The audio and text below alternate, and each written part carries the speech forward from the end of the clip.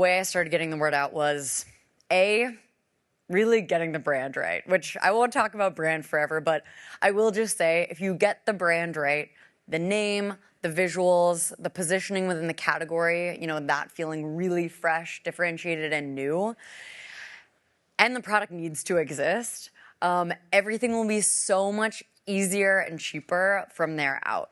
So, by really investing in getting all of those elements right, which again, for us, it was not a financial investment. I paid the illustrator, he had never done a brand before, $500 to make a logo, $500 to make, the first mock-up of a tin.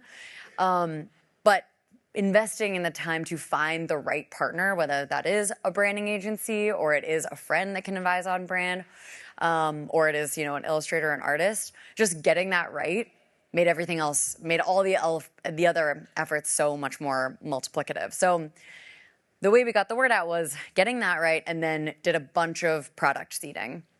And I would say the notable thing that we did here, because obviously everyone does product seeding, is, the company was just me at the time, and I was reaching out to every influencer that we worked with.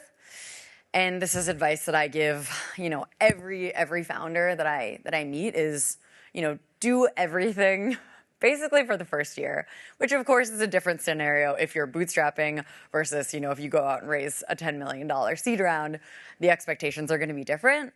But for me, forming those relationships with the influencers we seeded to, saying, hi, my name's Becca. I just started this company. I would love to send it to you.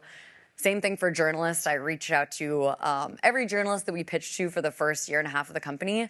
I just thought of that as at the ground floor of the business, building these relationships directly instead of through a publicist or even through a team member.